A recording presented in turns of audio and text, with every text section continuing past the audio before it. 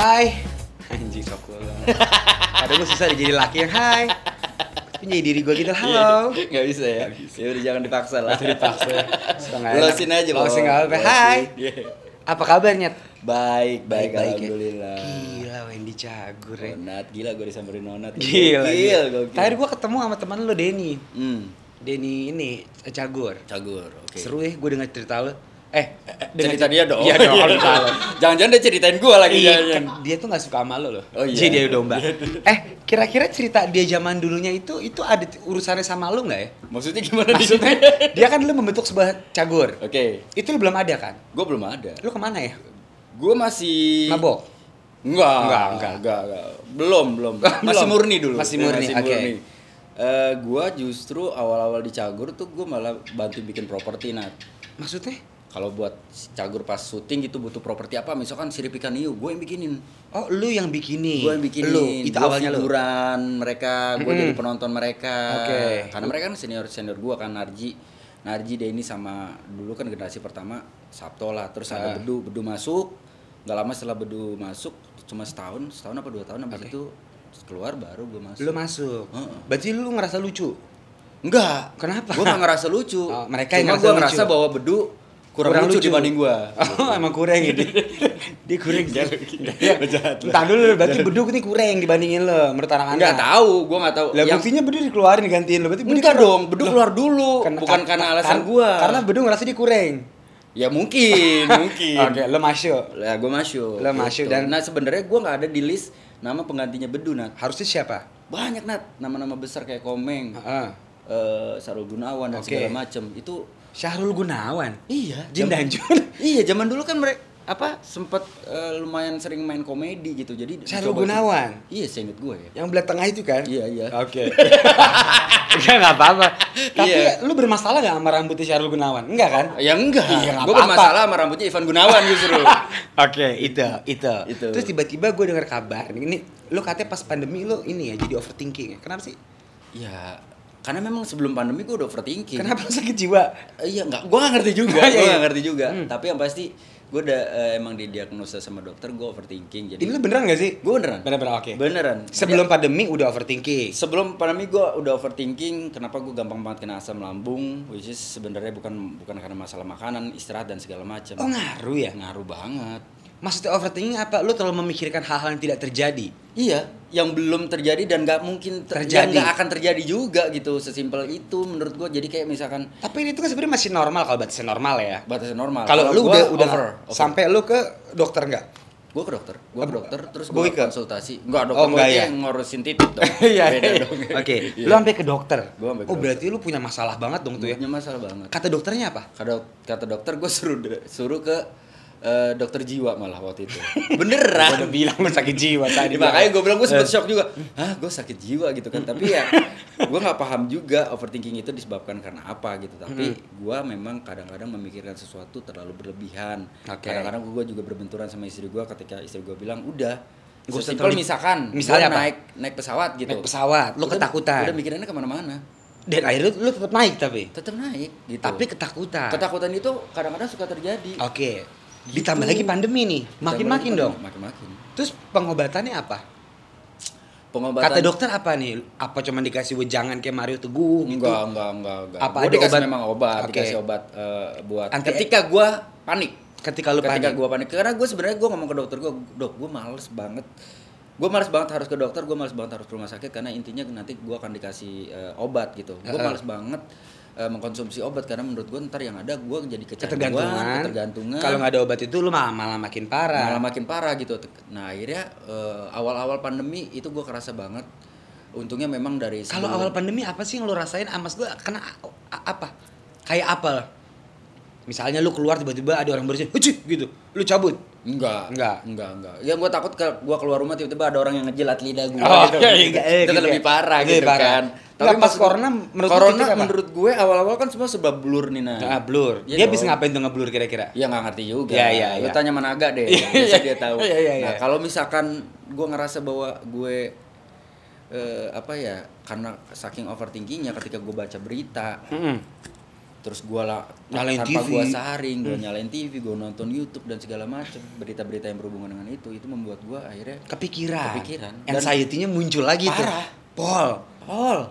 Pol parah Pak. Apalagi Sampai lu gua syuting masih di luar masih gitu ya. di luar awal-awal apalagi itu kan, terus ya jantung gue berdebar nggak berhenti sampai ibaratnya gue mau tidur pun gue nggak tenang. Besoknya gue dapetin berita lagi, tambah lagi itu awal-awal tuh. kesini akhirnya gue ngerasa bahwa ya sudahlah ya, Ini kayak berlebihan nih gitu ya. berlebihan buat gue, dan akhirnya gue berpikir bahwa oke, yang penting gue berusaha sebaik mungkin untuk tidak terkena amit-amit gitu. Iya, Kalaupun amit-amit ya Allah, kalaupun sampai kena ya udah, emang itu udah takdirnya gue. Gue mau ngumpet kemana juga, kalau emang udah takdir gue kena ya kena gitu aja. Oke, berarti lu udah bisa mengatasi kepanikan itu. So far sekarang gue udah bisa ngatasin itu. Sekarang kita udah bisa ngobrol gini. Bisa ngobrol ini juga. Tadinya awalnya nggak bisa nih. Kalau ada orang ke rumah langsung lu tendang. Pergi lu gitu nggak? Enggak gua tendang lah. Lu udah itu? Enggak. Siram bensin, gua bakar. Enggak. Oh, lu kena. Iya. Terus lu sempat jual sepeda ngapain?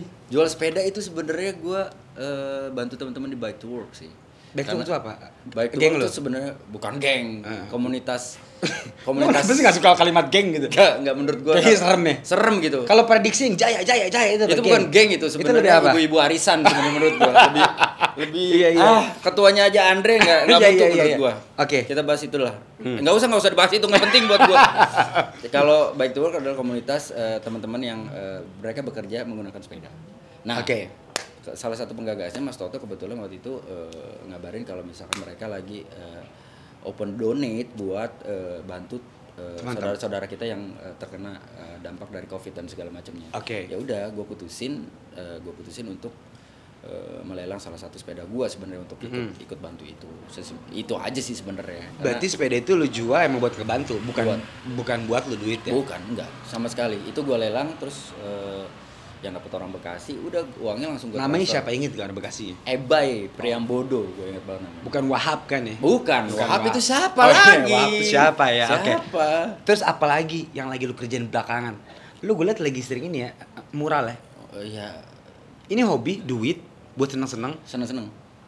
Kalau ada Jadi duitnya alhamdulillah. Tapi kalau so far sih inilah, ketika yang mungkin yang melakukan adalah public figure dalam tanda kutip yang menurut orang adalah wah ada duitnya, banyak duitnya segala macam ya. Contohnya Ayu Ting Ting ya. Ya. Lo katanya suruh ngedesain. Iya, gue suruh gambar dan segala macam. Enggak dibayar gitu, enggak. Katanya tadi dibilang 3M.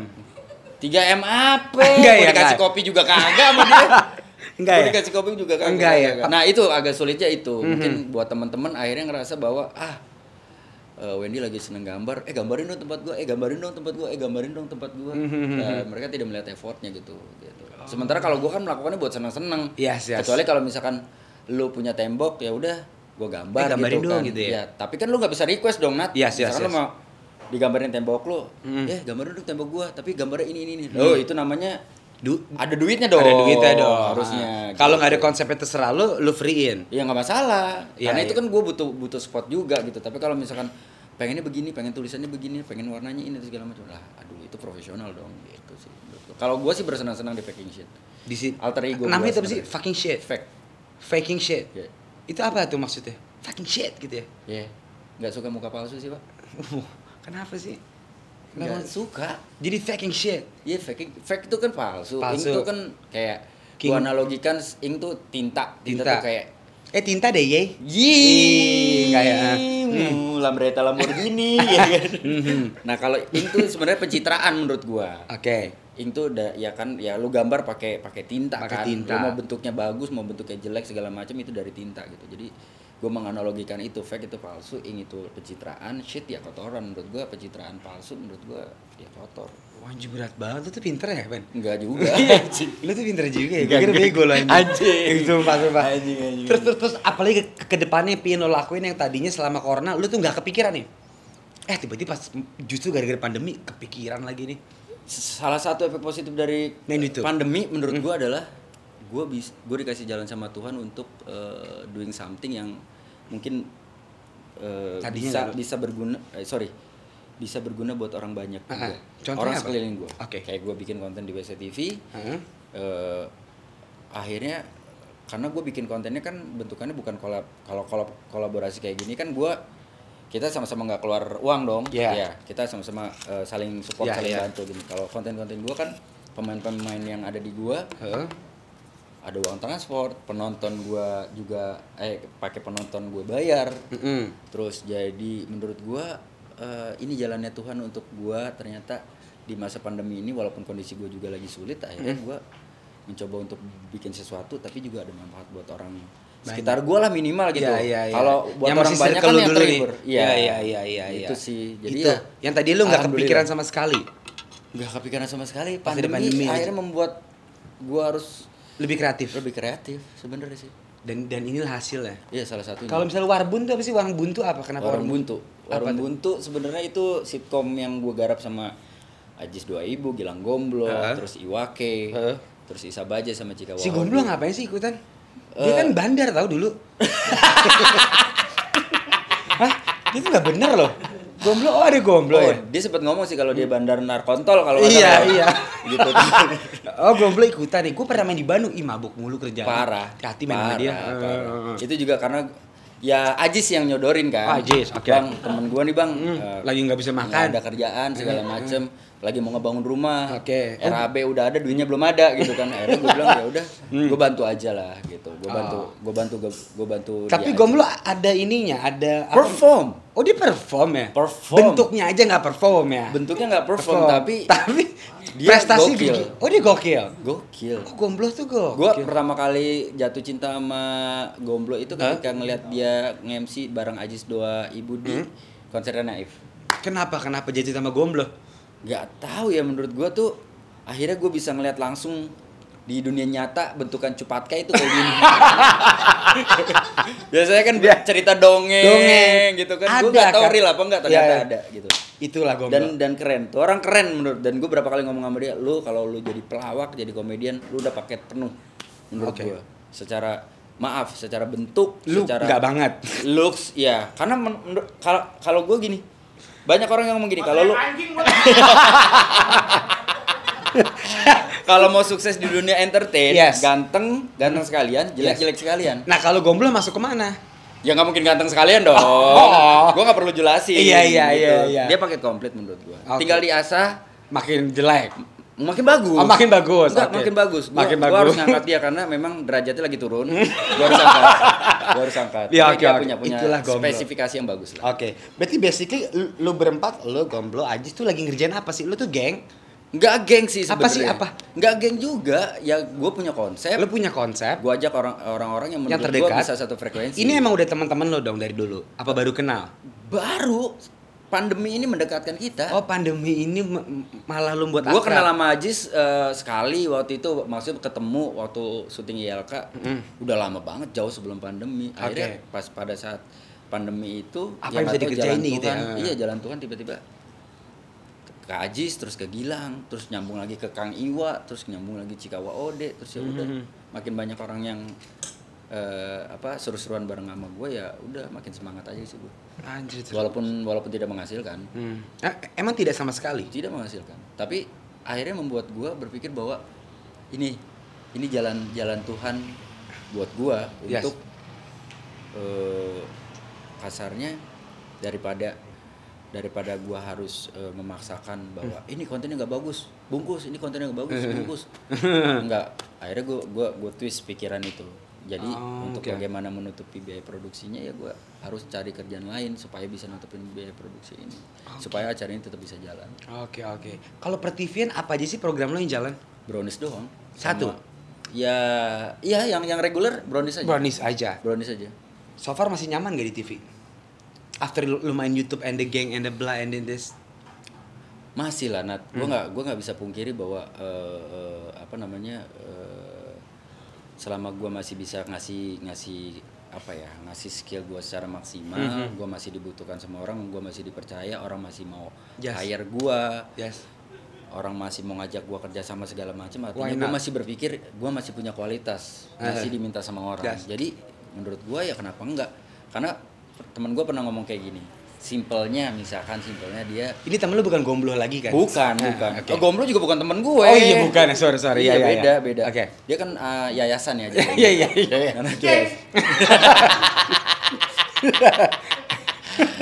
Simple. Ini teman gue ada, dia tato artis, dia ngomong gini, dia nanya ke orang yang bisa dibilang gurunya dia gitu. Oke.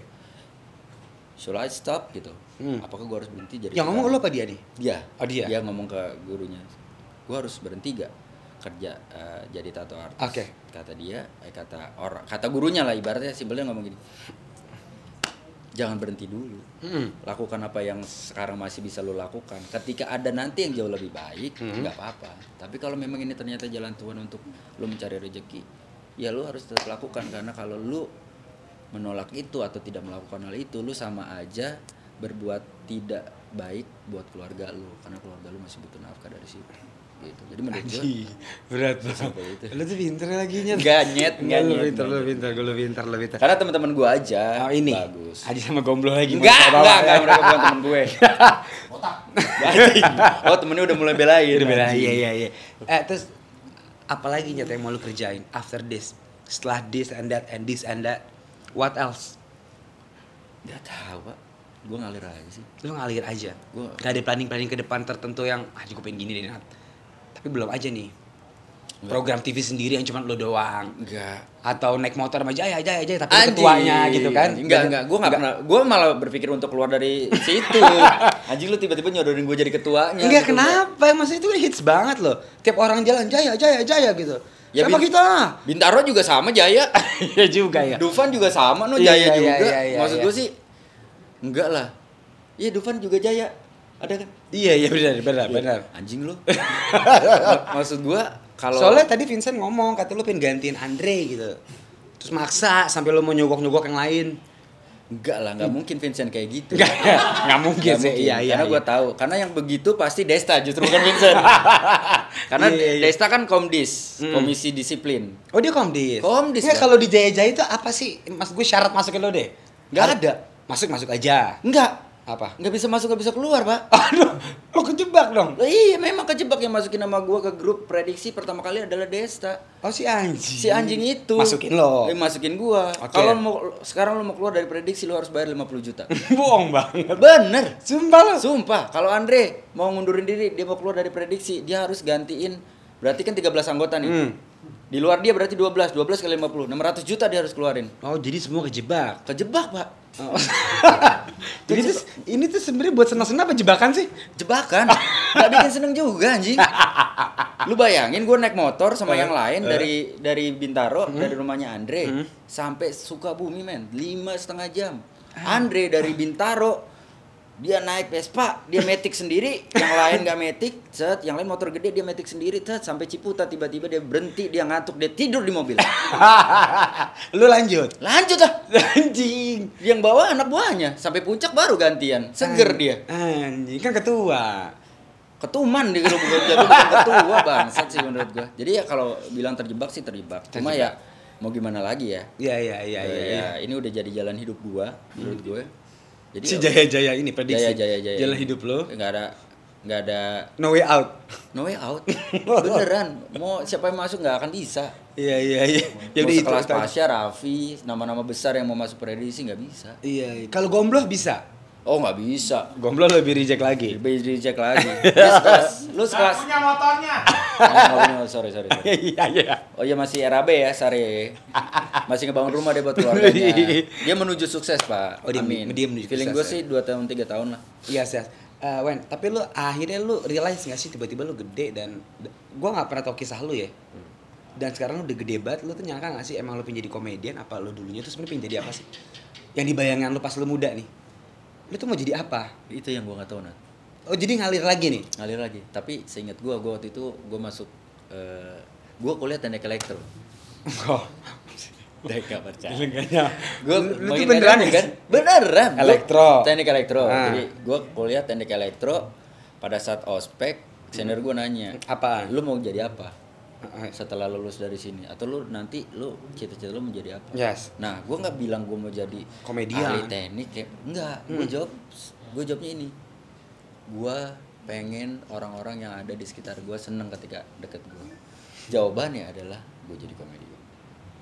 Ternyata itu jawaban gue yang asal-asalan, seakan-akan kayak malah kejadian ngalir gitu aja. Tapi lu beneran ditanya tuh sama ditanya Jawaban lu gitu. Nggak nyambung kan, teknik elektro harusnya kan jadi guru, jadi ini, jadi ahli ini ya. Gue cuma pengen orang-orang di sekitar gue seneng ketika ada deket gue. Dia jawab apa tuh?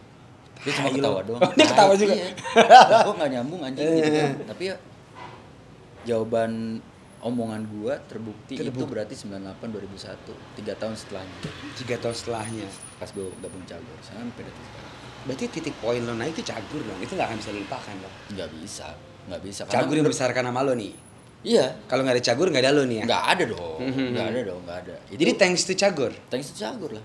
Sampai sekarang ya kita masih Cagur gitu. Iya. Masih bendera yang gua kibarkan dimanapun ya, di acara apapun di Cagur. Iya. Tapi lu tuh emang tidak harus bergabung bersama mereka di beberapa acara ya. Maksudnya gua ngeliat lu kan lu terpisah ya. Dia ini punya acara, Wendy punya acara. Karena TV kan yang membuat sistem seperti itu, Nat. Oh, oke. Mana ada TV yang bikin acara grup sekarang gua tanya.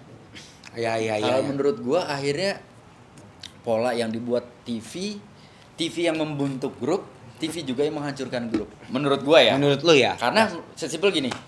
Kalau emang gua dibentuk oleh TV misalkan, grup siapa? Lu punya grup misalkan gitu. Grup lu dibentuk sama TV. Kenapa TV itu nggak ngasih kerjaan buat grup lu? Kenapa dia cuma ngasih kerjaan buat lu? Kenapa menurut lo? Industri, men.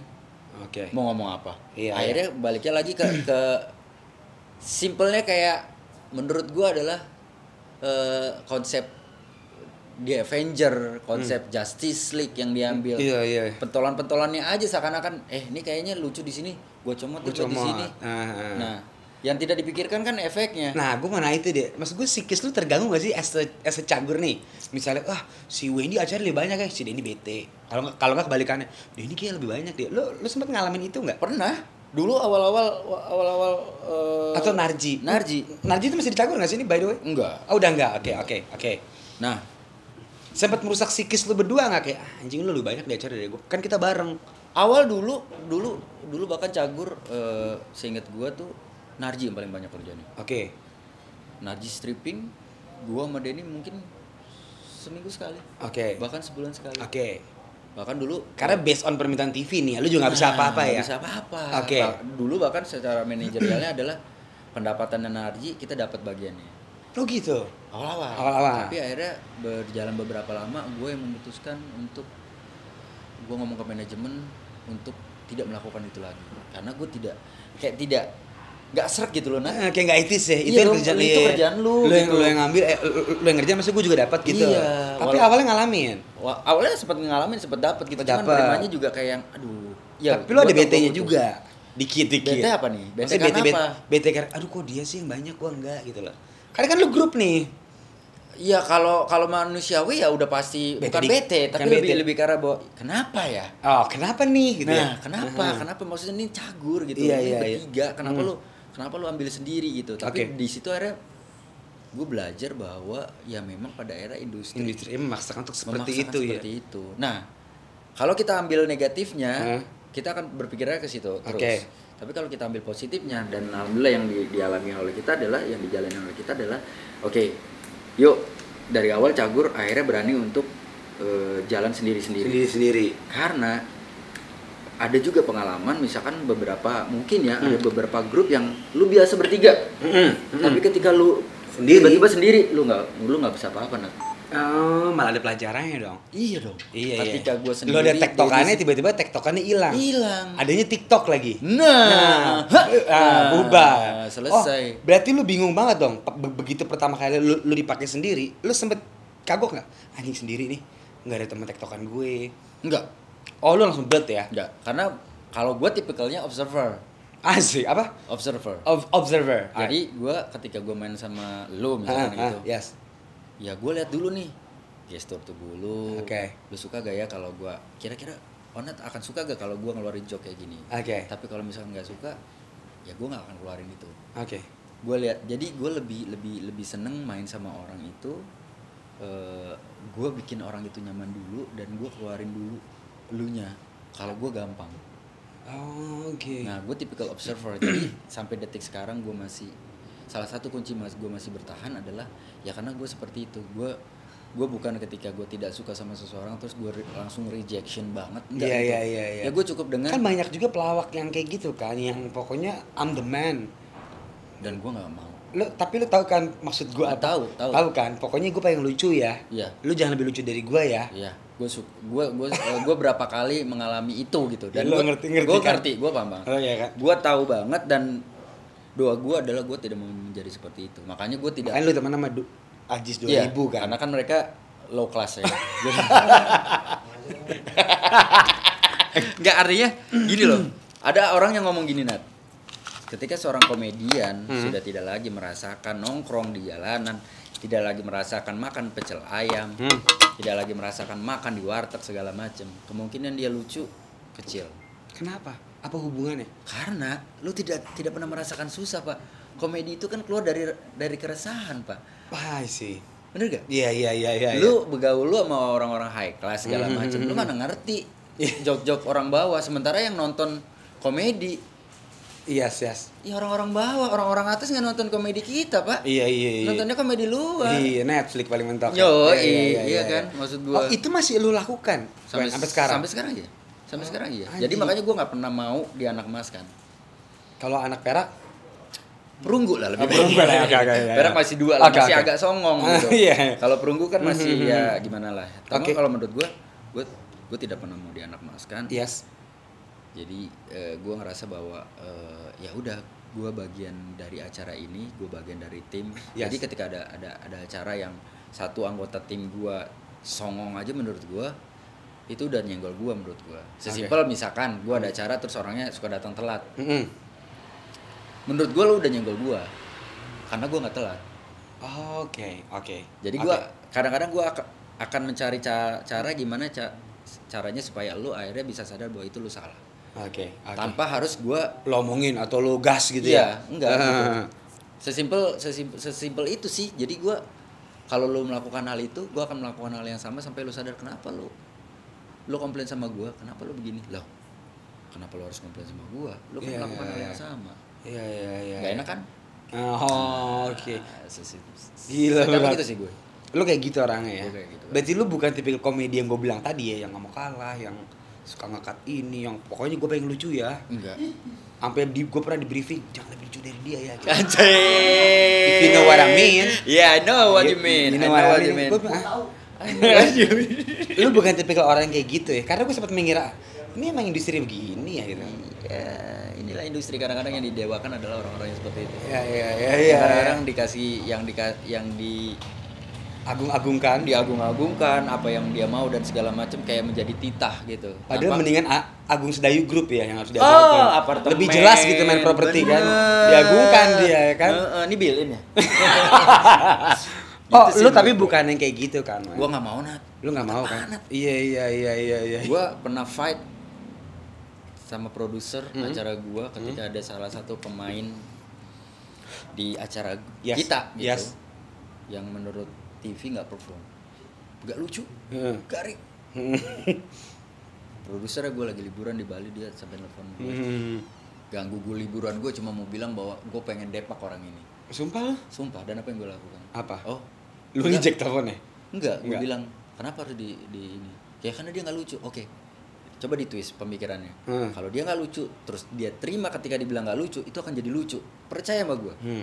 Enggak mas, dia nggak lucu. Oh oke, ya udah kalau lo mau ngeluarin dia, berarti gue juga cabut. Serius lu? Serius, sampai dia ngomong mulia ya. Lu kayak hotel ya? Anjing, gue kirain keramik. Maksud gue, iya. Gue sih maksud gue gini, gue kayak gitu Nat. Gue kalau kerja dari awal kerja tim, kalau ada satu yang tiba-tiba dikeluarin, gue bisa kepikiran. Maksudnya lu kayak ini ada apa nih gitu ya? Ada apa? Dan gue bisa malu loh. Iya. Misalkan gue kerja bareng sama lu, sama Aji, sama Gomblo. Yes. Tiba-tiba Gomblo dikeluarin. Besoknya gue ketemu sama Gomblo, gue bisa nunduk atau gue bisa menghindari untuk ketemu sama Gomblo. Iya. Padahal bukan salah gue. Iya. Gue ngerasa nggak enak. Iya. Mungkin gue ngerasa gini, Gomblo berpikir bahwa anjing lu, temen lu dikeluarin, lu diem aja di situ, lu diem aja. Oh lu segitunya Wen? Gue bisa ngomong maaf, ngomong gak enak, ngomong apa adanya. Yes. Ngomong bisa dibilang ya mungkin nggak bisa diterima sama orang TV ketika gue bilang kenapa kenapa lu harus keluarin nggak punya kualitas, kata siapa, belum pernah dibeli space aja bla bla segala sampai akhirnya berefeknya mungkin itulah gue dari dulu memang ketika kerja lumayan vokal menurut gue jadi ya TV tau lah bagaimana gue tapi gue ngerasanya vokalnya gue bukan karena gue pengen dianak mas kan segala macam karena One Day One Time pun gue pernah ini gue pengen dijadiin anak mas gue ada acara anak mas ini ciki gopean itu ya? Bukan dong, ada cincinnya dong sorry, di dalamnya sorry, dong ya. Nah terus gue kayak dikasih keleluasan sih Nat, enak banget pokoknya lu the man lah ya. I'm the man jadi gue boleh telat di acara yang lain dan udah diatur sama TV-nya. Iya, pokoknya lu deh ya bintangnya. Gue gak mau. Kenapa? Bukan itu impian semua orang? Enggak, gue gak mau. Karena gue gak mau sampai lokasi orang-orang kecewa sama gue. Orang-orang ngerasa bahwa anjir si Wendy enak banget, datangnya telat, kerja cuma begitu, duitnya gede. Gue gak mau. Minta kopi diambilin segala macam. Iya. Yang minta gue direktur TV, kepala program, 4 orang. Iya 4 orang lawan gue dan gue bilang no, gue nggak mau. Gue sama aja menjilat ludah gue sendiri kalau misalkan gue melakukan hal itu. Iya. Itu gue Nat. Anjing keren. Thank you man, nice to talk to you. Thank you lo waktu lo man. Sama-sama. Bye bro.